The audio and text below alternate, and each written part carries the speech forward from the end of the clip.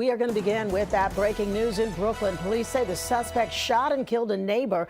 And when officers arrived on the scene, that suspect opened fire on them. Now, one officer was hit and returned fire. The shooter then went back inside an apartment where police later found him dead from a gunshot believed to have been fired by that officer. Now, you are looking live at Brookdale Hospital, where any moment now that officer is expected to be released. But we are going to begin our coverage with Eyewitness News reporter CeFaan Kim live at the scene in Brownsville. CeFaan? Well, Sandra and David, take a look at that busted window on the first floor of that building. That's how the NYPD flew a drone into the gunman's unit. We'll get back to that in a moment. This is a two-story building with 4 tenants. According to the super, both the gunman and the victim lived in separate first-floor units. Police say the gunman shot his 41-year-old neighbor in the chest just before 6 this morning in the vestibule of the building, and that victim stumbled onto the sidewalk where responding officers found him. Police believe this was a dispute between neighbors. This is Thomas S. Boylan Street in the Brownsville section of Brooklyn. After officers arrived on scene, they said the gunman opened his door and opened fire on them with his shotgun, then barricaded himself inside, but not before cops returned fire, striking him. They believe he was ultimately killed by that gunfire. Citizen Net video shows police surrounding the building with a Bearcat vehicle. The shot cop was rushed to Brookdale University Hospital, which is just a few blocks from here, in the back of a police cruiser with a non-life-threatening injury. The police commissioner moments ago described what officers encountered. Confirmed shot and pronounced DOA. And one shotgun shell casing was found in the vestibule of the building where we believe the victim was shot. We believe he stumbled outside to the sidewalk where he collapsed and where he was found.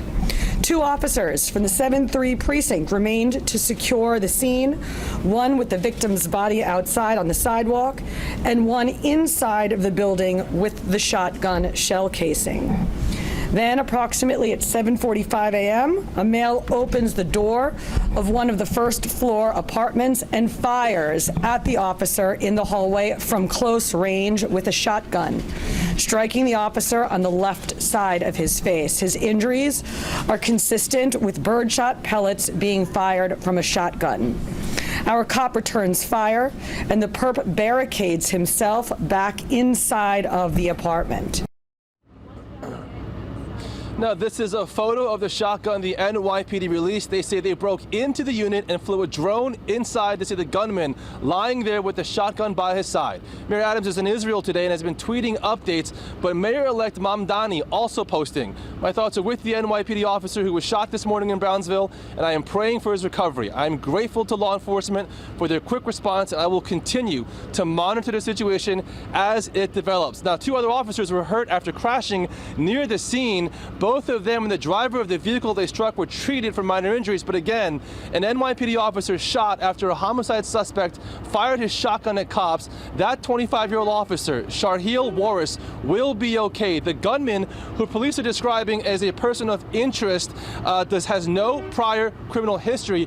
Unclear at this hour what that dispute with the neighbor was about, but the super says they both lived here a few years. He says he's never had any issues with them, and there was no conflict as far as he was aware of. He describes them both as, quote, normal people. Reporting live in the Brownsville section of Brooklyn, CeFaan Kim, Channel 7, Eyewitness News. Thank you, CeFaan. And as you were listening to CeFaan Kim's report, you are also watching the live video of the Brooklyn police officer being released from hospital to cheers and applause. 25-year-old officer shot, is in stable condition, but as you said, just released. He's a 4-year veteran assigned to the 73rd precinct. His name is Sharheel Warris, and you can see that also the police commissioner was on hand. We'll continue to follow the very latest developments in the story and bring you updates throughout the day on ABC 7 NY.